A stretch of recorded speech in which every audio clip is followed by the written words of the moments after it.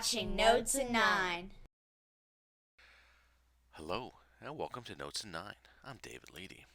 Episode 154, a Java-based debug control, Part 2. NHL ice hockey season starts soon. It's in the game. Okay, in this show, I welcome back Greg Reeder from Holistic.net, and I believe, as I mentioned last show, he's got the best Twitter handle that we've seen in a while at Darth Heap. His blog is Reader Programming, and he does all sorts of things: XPages, Java. He's answers a lot of questions on Stack Overflow, and is an all-around great guy. So in this show, he's going to continue his series, as part two of his three-part series on trying to get into Java and using Java and I guess custom control for kind of like error handling and then some light logging. So with that being said, let's go to the demo. Hello, and welcome to part 2 of the XPage's Java development tutorial and how we can use Java beans to create, manage custom controls. Not going to really go into this, but this is contact information that I had in the last video, just throwing this up here. What we did last time is we took a look at a PowerPoint slide, just quick presentation on what we plan on doing in this quick tutorial. We set up the basic classes that we're going to need for it, and we explored the CSS file that I basically just imported for this. This is a custom control that I use on a daily basis in my XPage development process.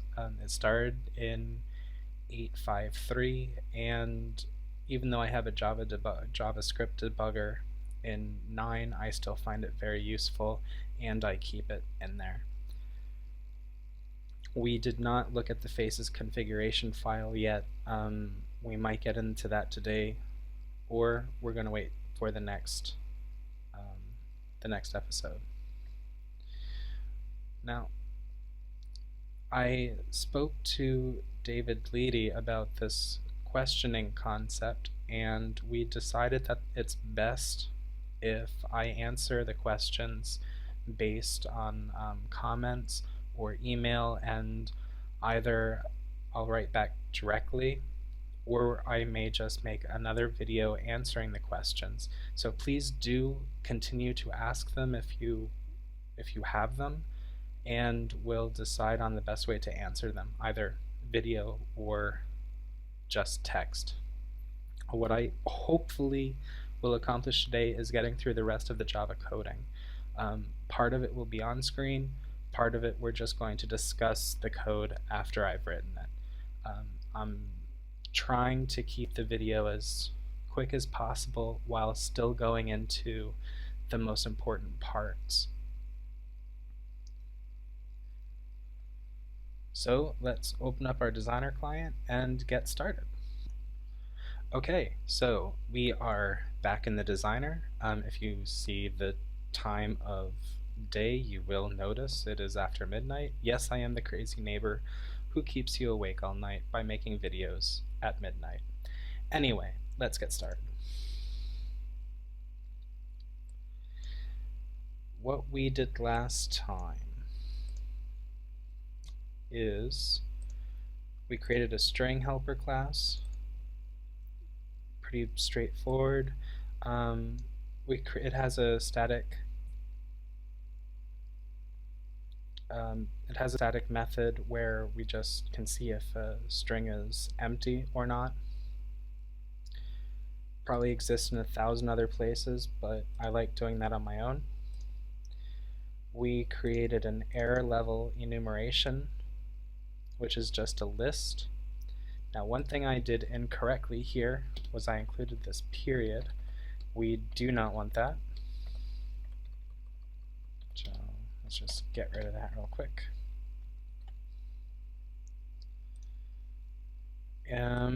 No magic really happening here.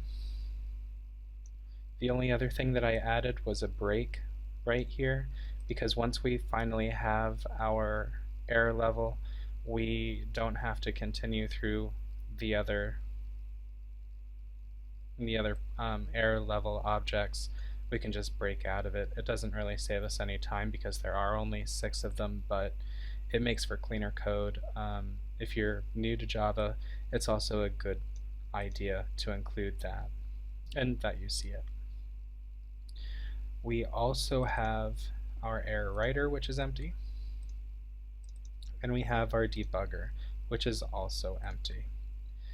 So let's create one more class that I forgot about. And we're going to call this the error report class. And again, because it's going to be saved in memory, it needs to implement serializable.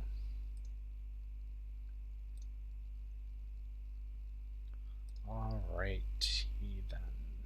A couple things that this is going to include. It will have an error level.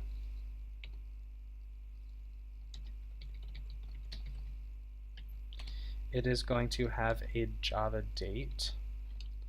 So one quick thing to keep in mind that there are quite a few different date objects. Java util is I'll say the normal one. Java SQL is what it means, relational database stuff. I have never used these two, so we're just going to pretend they don't exist. Alright, so date, error time. We're going to have a string message, and we're going to have a string location. Pretty basic stuff.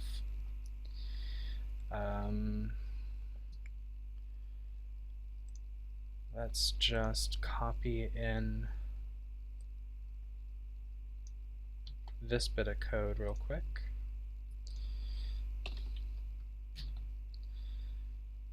I'm going to change the time. It's no longer the 10th, it is the 12th.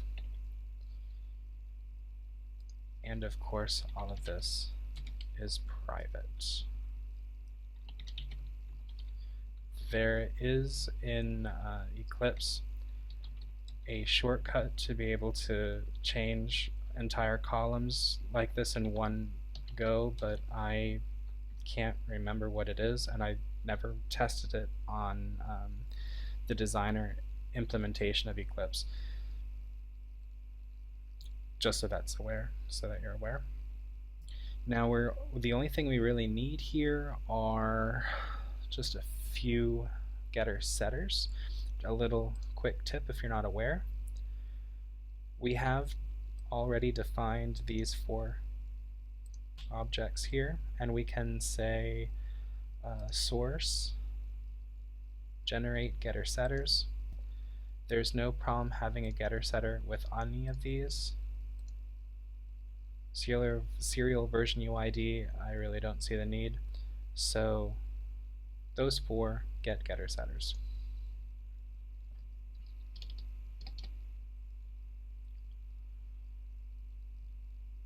Awesome. I'm going to make 2 constructors. They are public, although you could argue. Oh no, you really can't. I was going to say you could argue whether or not it should be package access, but since we're going to be creating them, actually, no, just keep them public. Public error report. We're going to have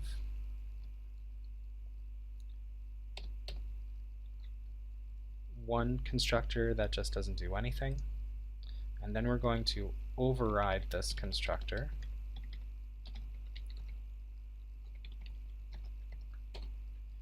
And this overridden constructor is going to have an error level.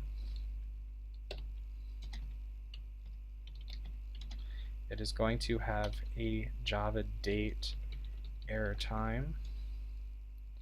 it is going to have the string message and the string location.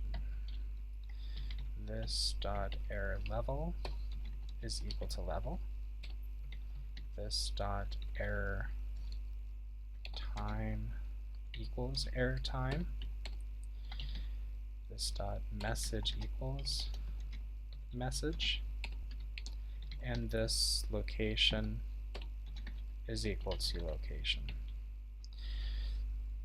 Again, for those of you who may not be aware how this works in Java, you can have a member here that be the same name as another local variable, like here, and then to access the field that belongs to the class, you just write this in front of it. Likewise, what we could do, if we really wanted to, was to write this like this, and that'll access this constructor up here. So if we wanted to make a call to the constructor for object, because all classes will extend object, all we have to do is write super like this. Pretty simple stuff. We don't have to do that here. In fact, I don't think it makes any sense to do that whatsoever, but for the lesson, I'll keep it in here. So the other thing we could do in this case is make a check that all of this isn't null. And I will do that quickly off camera. There's no reason that you should have to watch me put all those checks in there. I'll be back in a few minutes. Okay, and we are back. Just gonna expand that a bit. All I did was add some quick checks. If any of these parameters are missing, then it's just going to throw an illegal argument exception. No real magic happening there. Okay, so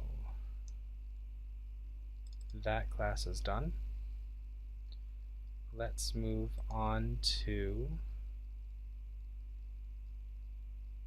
our debugger.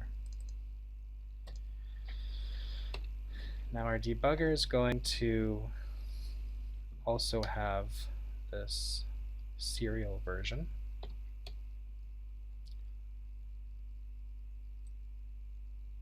Just change the date on there.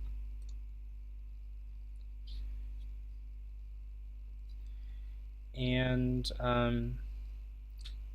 let's see, what are we going to need here? What we're going to want is an array list, private array list, and it's going to be of the object's error report.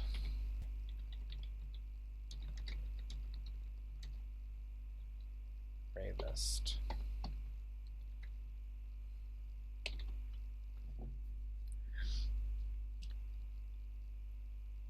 Our constructor, we're going to put a constructor in here,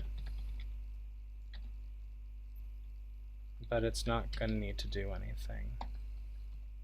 We're just going to put it in there just for the heck of it. And let's see, we are going to have a couple cool things here.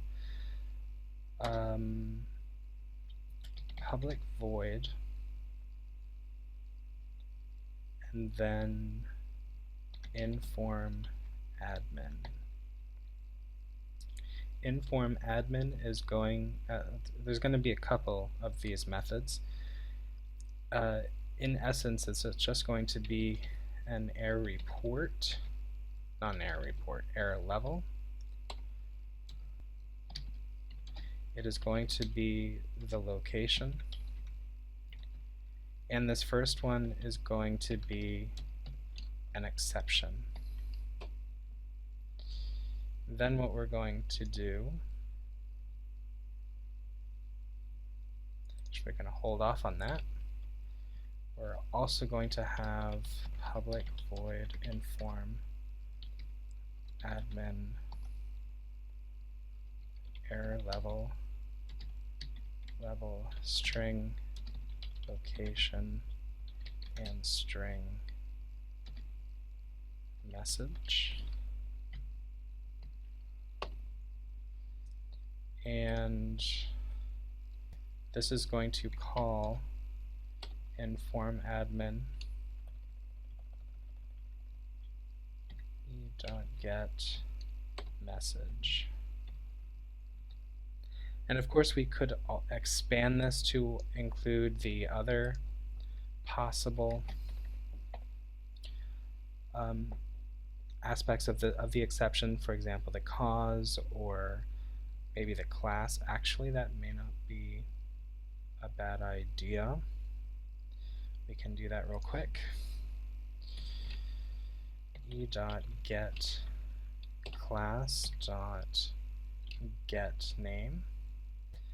I believe get simple name doesn't include anything extra. And then plus. That looks pretty good.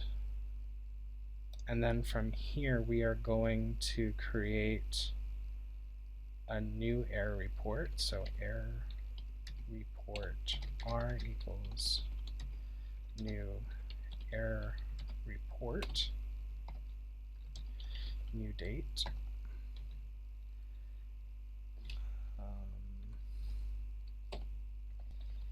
then level. I actually believe I had that the other way around over here. Exactly. Level, new date, location, and then message. And then we are going to add this error report to our array list up there. Nothing too fancy. Now I want to expand this a little bit further. I will do that off camera and then I'll just show you what I did. Be back in a few minutes. And we are back. Just a quick update on what I've done. First of all, I changed exception to throwable. I didn't do that in my version that I use currently when I'm doing this for real, but I think throwable will give us more of an advantage. You could keep it at exception. Basically, an exception is a throwable object. So basically all what I've done is I've overridden inform admin 3 times. This first one, well, we pretty much already went over that, but it takes the throwable object, creates a string, and then calls this very first one, first method that we wrote. This one takes the string for a level. The reason for that is I want it to be very easy in JavaScript to call this method. And the second one also uses a string for level. The difference between these two is this one takes a string for the message, this one takes the throwable object.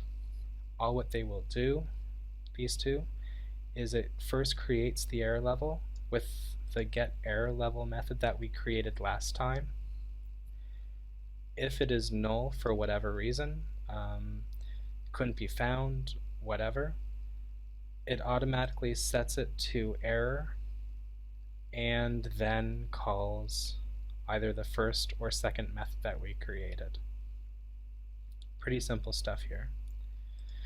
There's one other method that we need, and that is we need a getter method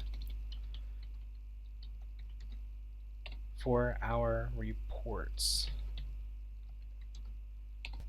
Report get, let's see, I called it just reports, so get reports, return error reports. Come on, return reports.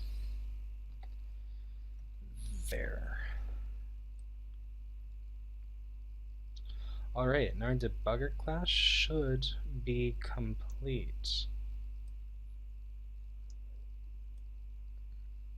Alright. So we have an error writer, and our error writer is going to be our main worker bean. Now, what I like doing is in the class here, writing the name of the bean name that I plan on using. And to that end, let's call it error writer. I plan on putting it into the session.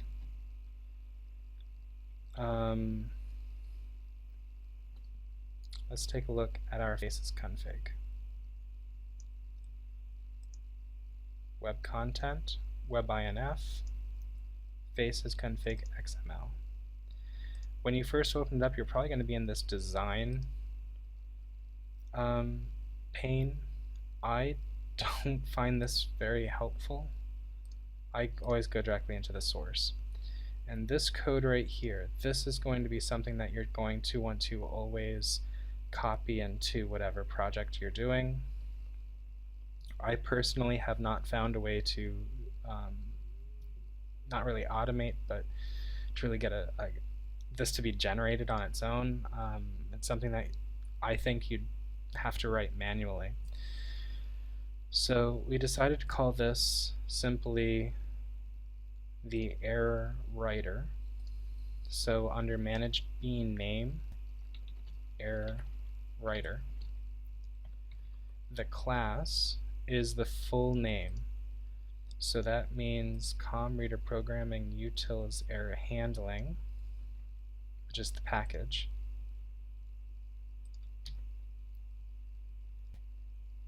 Finally, we're going to need the class name.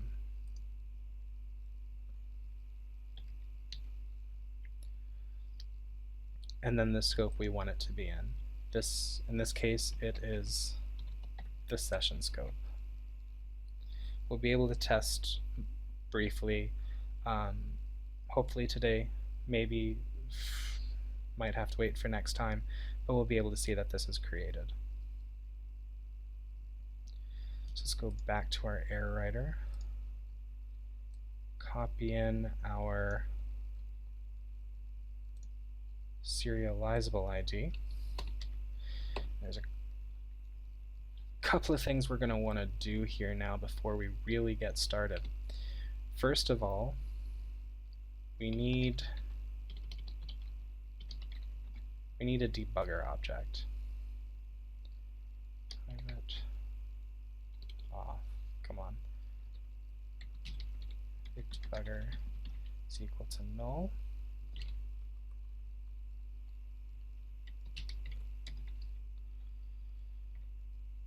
And of course it would help if we imported it.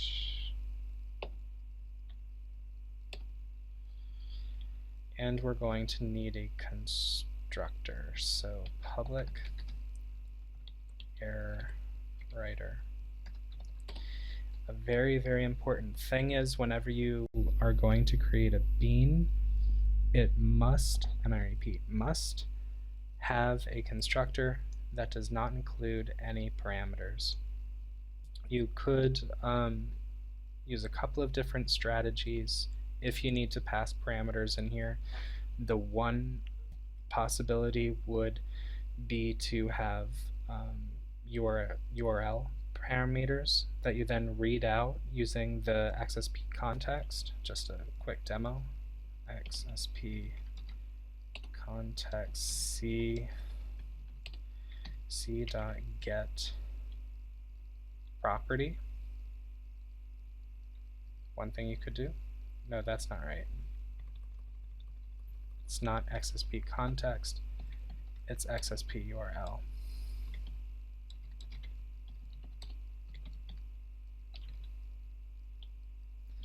There we go.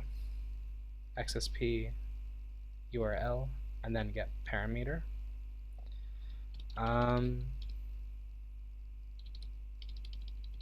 The other possibility would be to have another session scope bean or some sort of a controller bean that just covers everything including this, and then you read the values out of there.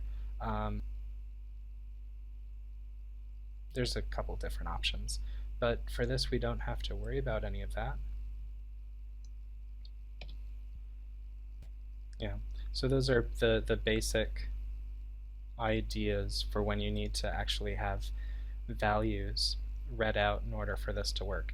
The other option would be directly reading those values out of some sort of document, some sort of configuration document in the constructor, but it's always a good idea to have, in my opinion, as few lines of code that in a constructor as possible that could potentially cause exceptions, because if you're not able to for whatever reason, if the constructor fails, it is occasionally difficult to track down the error. It is better, in my opinion, to have an initiation method, and that initiation method could also have the parameters that you need in order to instantiate the class. But the bean itself could be constructed at any point in time. So let's just, now that we have our constructor, let's create an instance of the debugger.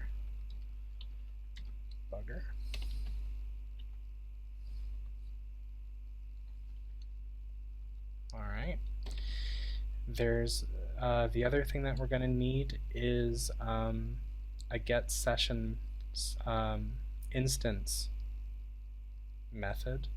So to do that, public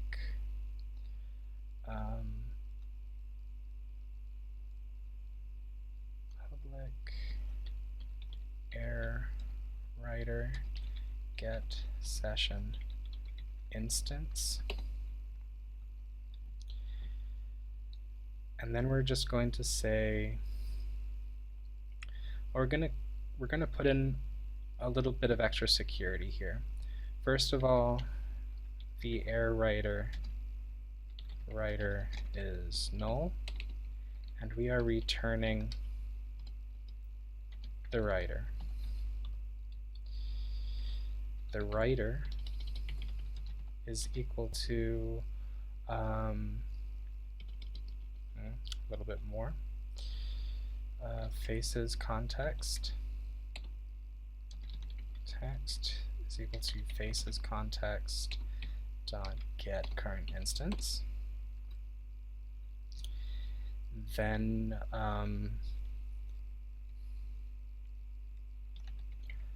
object O is equal to context dot get application dot get variable resolver dot resolve variable. Put our context back in there, and then the bean name. So in this case, that is error writer.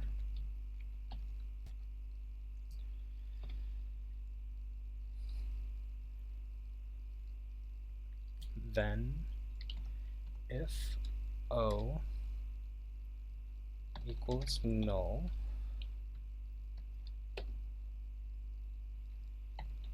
we are going to handle that error in a future episode, not now. All what we would do in this case is probably just log something out to the server. It's the only other option we really have. But I don't believe this can ever be null, so it's really a moot point. It's just some basic error handling that you could do if you feel like being anal about it. Otherwise,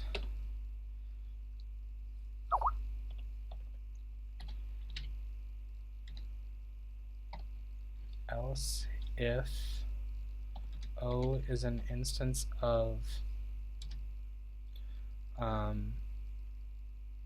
error writer,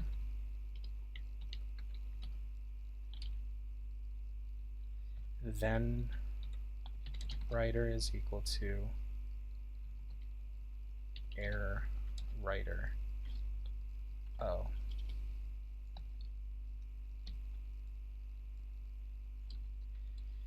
The last thing we can do here, and again this is more for just for show, I don't see there being any reason to do this, is to actually get the application scope, session scope rather, and manually put in an error writer into it. So let's just do that just for the show of it. If writer is equal to null. Alright, so what we can do is we can put the error writer object directly into the session scope manually. In order to do that, let's just get a map to be on the safe side. Object session scope, and that equals basically this line again.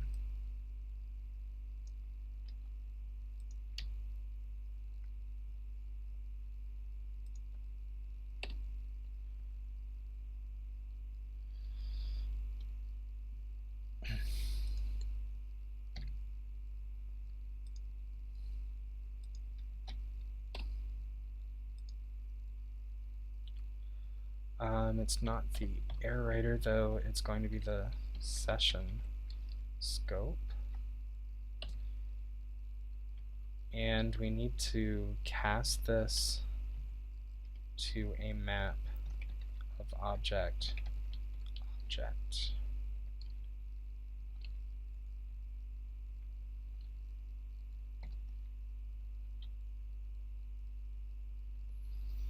And what is your problem?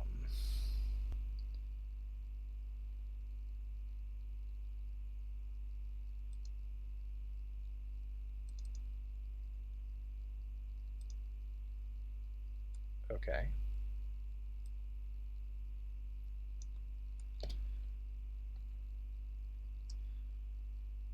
Alright, so anyway, we can do it that way. And just a quick check if it's null, which it shouldn't be.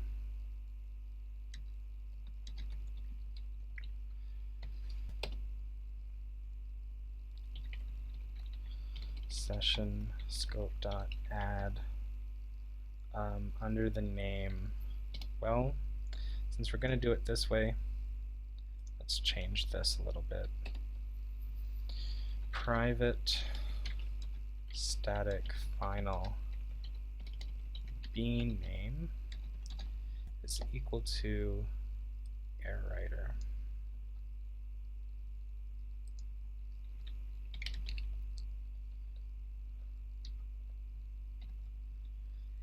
And then we can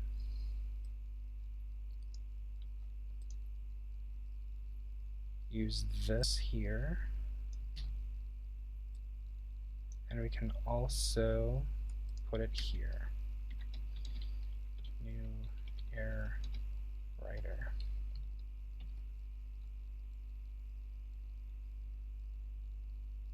and it's not add, it's put.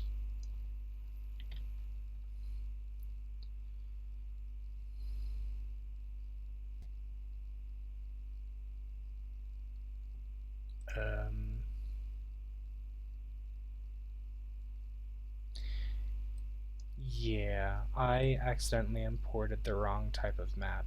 It's should be Java utility.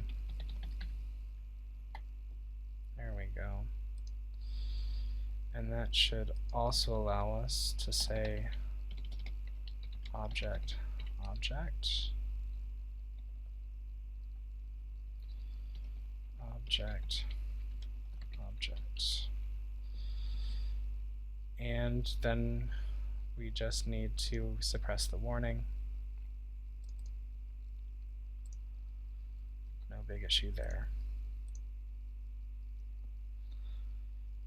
Alright, so this is a lot of fluff, I know that. All what we really needed to do was this part, and even then, if we really need to get it as an object and then check if it's an instance of the error writer and then do a cast, it's probably more work than we need. But to be on the safe side, it can't hurt.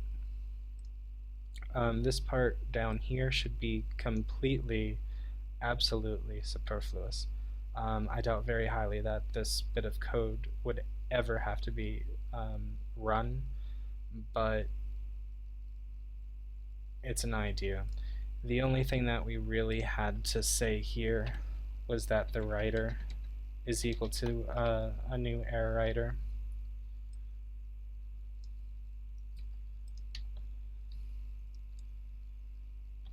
And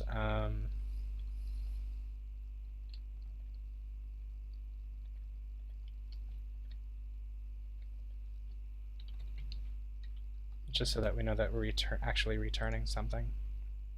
But again, should be completely superfluous. So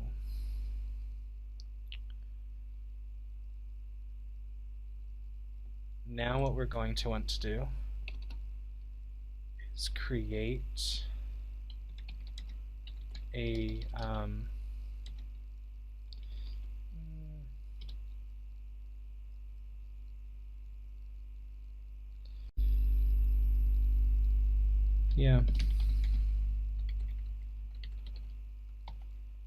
create a write error method. This is just going to take well, there's going to be a couple of them. Let me write this write error method and then I'll discuss it once I'm done. Talk to you in a few minutes. Okay, and we are back. Basically, we just have 4 methods. All of these methods are basically the same that we had already seen in the debugger. Now, you may be asking yourself, why would I want to basically rewrite everything that I did here in the error writer? Well, quite simply, I'm doing this because in a later episode, depending on time, we may actually come back and write an actual call to another form of debugger, such as a logging tool or whatever, and we want to make sure that all of this logging is done in the same place. So it just makes it easier for later. The only other thing I think might be wise is to get a debugger. Return debugger. There. Alright. That's pretty much all there is to that as well. So basically what we have here is the background, or the backbone for our custom control. we have our logging classes, and we have that registered as a bean. So how about we get started? Let's get started with our custom control, which will also act as testing for everything that we've just done, and we'll actually be able to use our bean then. So I'll be back in a few minutes, and we'll get started. Okay, a few minutes later and a bit of editing later, we are back. So there's a few things that I just want to correct real quick, and then we're going to add our final section for this evening. First of all, if we look in our debugger, we are retrieving throwables, which are exceptions or runtime exceptions, and basically anything that implements this interface.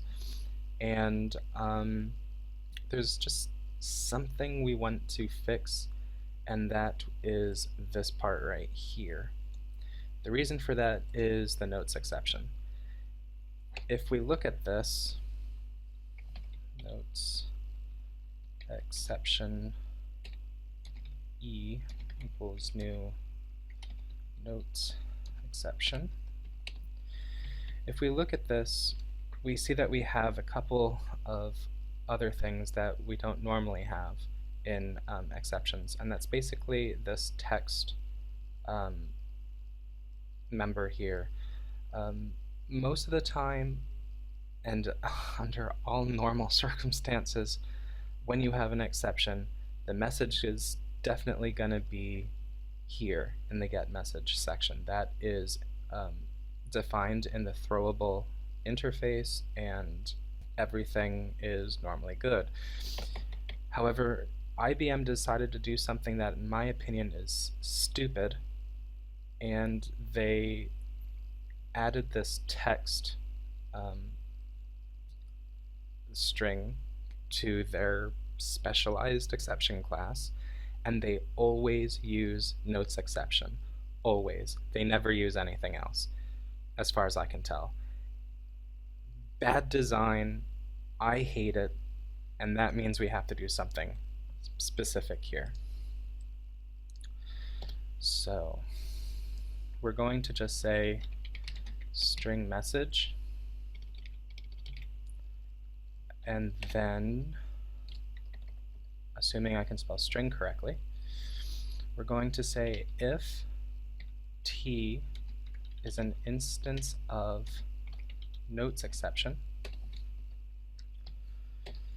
then message equals, just for the sake of ease, we can say that message is equal to that,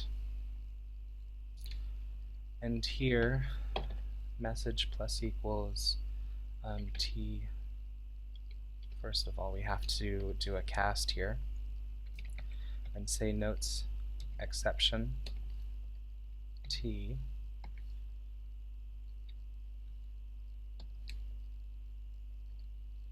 dot text. Otherwise,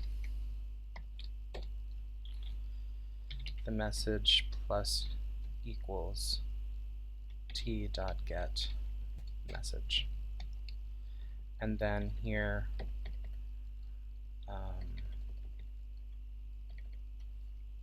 message. Alright, so basically all we're doing here is making sure that we always have the correct message.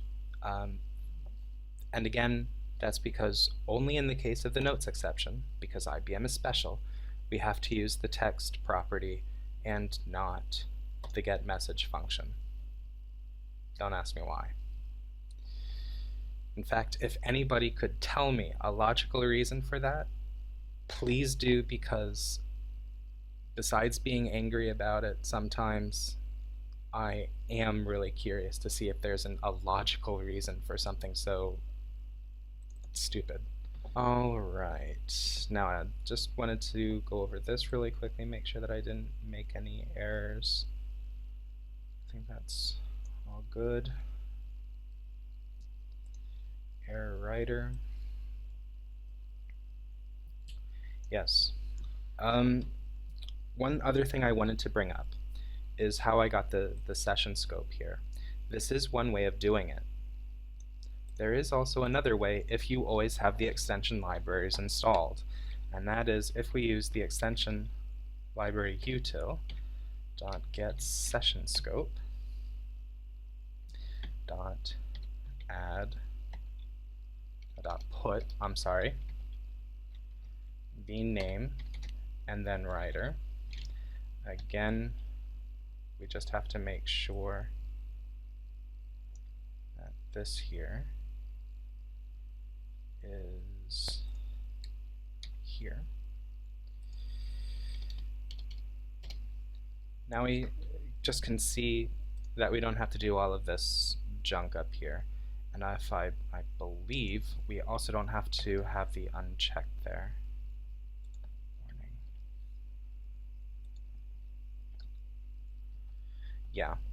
So if you have the extension libraries installed and you know that you're always going to have the extension libraries installed, you can just use this helper function. I find it's a lot cleaner. As you can also see, it's a lot less code that you need. The only issue with doing it this way is since this is a jar that's always going to be put into all of our applications, even applications that may not actually need the extension libraries, we're kind of putting ourselves into a position where they always need to be installed. And that may or may not bite us in the rear end at some point. So just keep in mind there's two ways of doing this: getting the map directly from the context, or using the extension library utility. In this case, since I've already made the decision to use the utilities in other classes, I believe the session helper, I'm just going to leave it in the shorter way. I will, however, keep this available here when I finally put this code onto the website. So there's one last thing that we want to do tonight, and that is we want to start, well, okay, truth be told, it's afternoon. I took a nap. So what we want to do is get our next bean ready. And we're not going to complete this tonight, we're just going to start it so that we can say that the debugger section is completely finished, or at least almost finished. So this is going to be in the error handling class. I have had this in the debugger package before. I think it makes more sense to have it outside and in the error handling. So it's just going to be admin panel controller.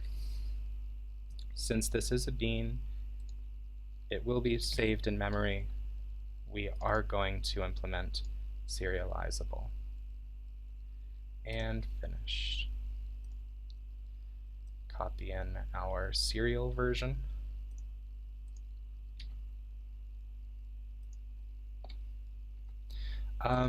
Just so that this is said, I don't know if I've said this yet. All what this does is make sure, alright, well, user, just a quick scenario. We have two computers in a network. We have more than that, but for the sake of argument, we currently have two computers in a network. And they need to talk to each other, and they're both going to be using this object. The computer, one, sends this object back to the second computer, which is maybe the server, and it's going to work on it further. However, on our computer, we have a newer version installed, and on the server, there's an older version. Well, the Java virtual machine can tell if these objects are compatible based on the serial version UID. If this is the same, then it's assumed that it's the same object. However, if we have different serial version UIDs, then the computers will not be able to communicate properly, and we get exceptions. I believe it's serializable exception. I've also had class cast exceptions. That really isn't important. The main thing is, with this number, the virtual machine can tell whether or not the two objects with the same name are compatible or not. So, let's get started. Okay. First thing I want to do is put a public constructor, admin panel controller. We're not really, I don't think we really have to do anything in our constructor. We just want to have it there just in case for later. The reason why I have it there is in case if later I decide to put another constructor, this time with a parameter, say, I don't know, string user, and I don't have this written here, then this default constructor no longer exists. So by putting this here, I'm guaranteeing that it's always going to be there, and I'm not going to do something stupid later on, forget to put it back, and screw up the works here. So it's basically just preventing a programmer too dumb exception, which is sometimes a fun thing to include. Alright, so we want to here say we want a public function. It is going to return a string, and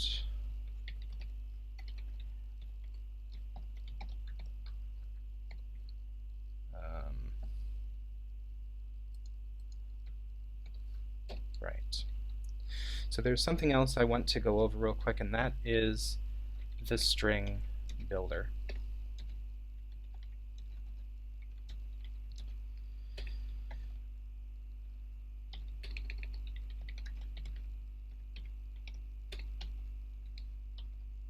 Now, this is going to, first of all, this method here is going to create an HTML table which is going to house all of our error reports and be able to display it to the user.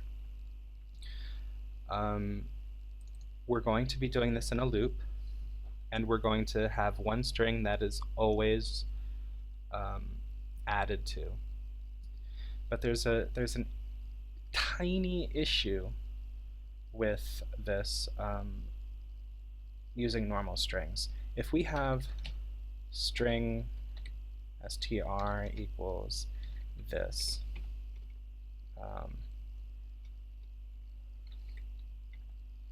and then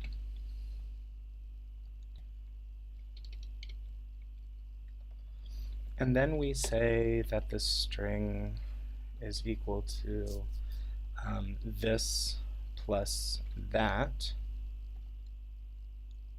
and then this string is additionally equal to another thing. We have created way many objects than we need. The reason for this is strings are immutable.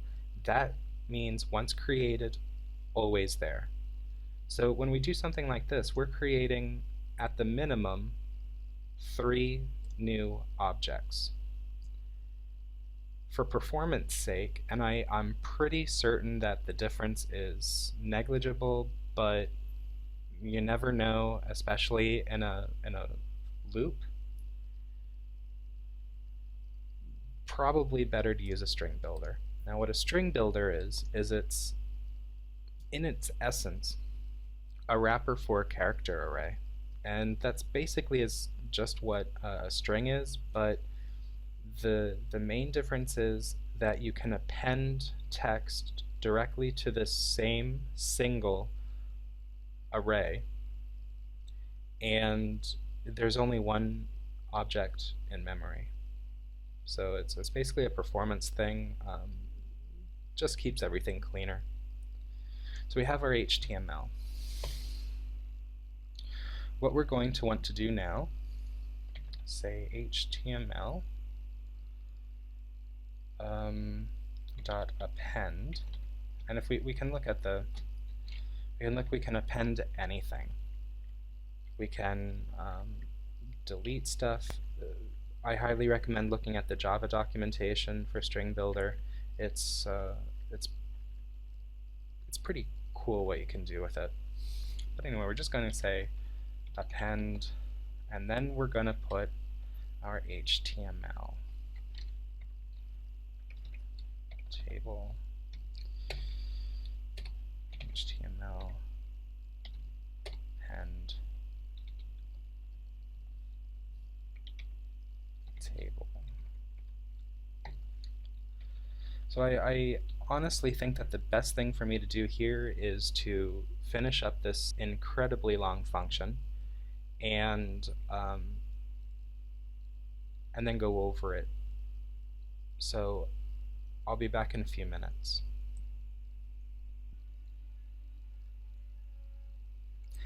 And we are back. Just a couple of things to mention.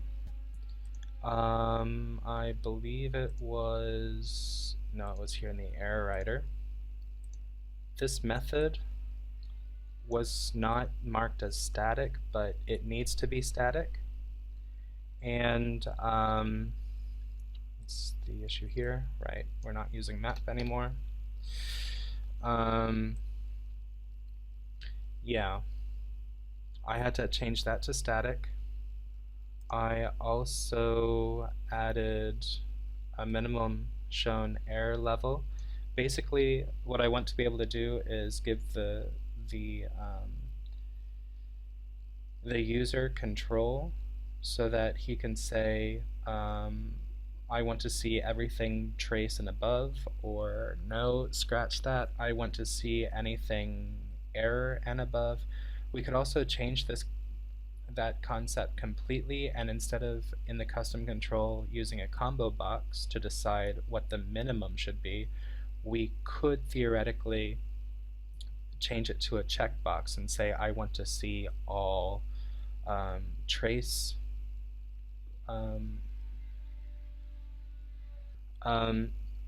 what we could do is just say that this should be selected in a checkbox so that the user can specify that he wants to see all trace reports, all error reports, and all fatal reports. However, I think that for right now, the combo box idea works best, and for that reason we don't need a list, we just need one specific error level, but note that we could change that pretty easily later. So let's look at this getError HTML method. A couple of things that we're doing. First of all, we get an array list of the error reports. We know that we can do that by getting the error writer. Then we get the session instance. We can do this because we changed it to static. We can get the debugger directly from that bean, and then from the debugger we can get our array list of reports. Secondly, as we already did, we get our string builder, and the string builder also can take an initial string value, which is what we did here. We are creating a table. We're giving that table a class, and that class name is table debugger. Note that this the quotation mark here is special in Java strings, so we have to escape it so that it's actually shown. Then what we're doing is we're creating a simple date format object, and I don't really want to go over this too much. The best place to learn about this is the Java documentation. We're just saying that whenever we print out our date, we want it to look like this: hours, minutes, seconds, and then the year, the month, the day. We could say that this is superfluous, but it's not harming anything to have the year, the month, and the day there. So I generally keep it in.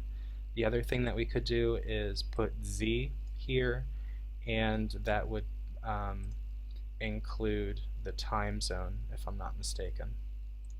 And then basically what we're going to do is we're going to include just the HTML that, just basic HTML. We're creating here the top row, which is going to include the names of the columns. We're going to give it specific class information. Then here we're going to start a loop. We're going to say that we have one report object. We're going to start our for loop, which is basically saying start at the end of the array list and just continue going until you reach the very first one. Then we set our report, and we continuously set our report new. And then we just, row by row, create our table. It's pretty simple, pretty straightforward. Again, I will be posting this code on the website, so you can actually really look at this closely. If there are any questions, just say so, and I'll do my best to answer them. And then we just return that. To make sure that it's a string, we just say HTML to string. Not a problem. And with that, I believe we're going to call it a night, afternoon, day, whatever. And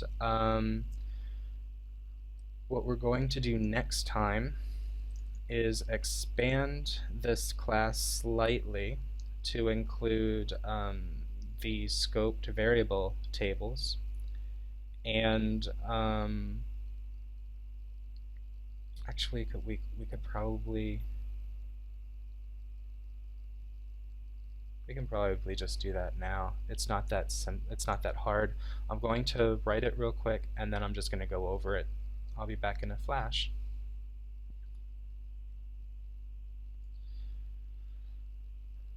And I'm back.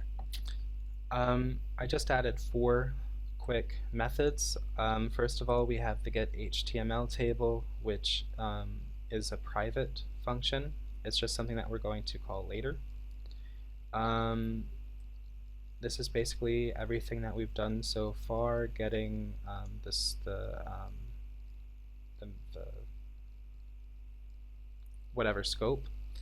And the reason why I'm doing it this way is because I want to be able to have one function to handle all of the possible scopes, be it session, view, or application. I could put a switch in and get the scope that way with the extension library utility. However, I find this to be less code and therefore simpler. Again, it's just basically what we did in the last function. We're creating a string builder, and then we create our headings and set our classes. Then all what we do is we iterate through the map. And this is the only part that we haven't really gone over yet, is how to iterate through a map. First of all, we're going to make sure that the that the scope map is not empty, in other words, it has something in it, then we could, no, it's logical the way it is. We get our set, and our set is the very first, it's basically just a list of the keys. Then we just get an iterator, and then we loop through. We ask, is the key list empty? And if the iterator has another object, then we go into this loop, and we continue in this loop until the iterator just doesn't have another object to go through. We set the object. If the object is an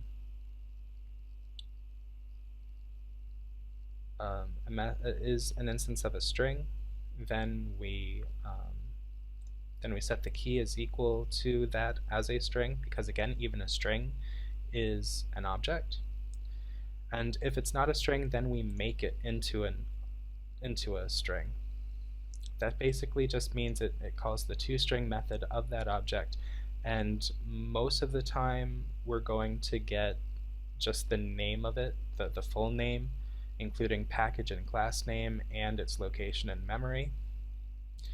In some cases we actually get a real text object that we can read well.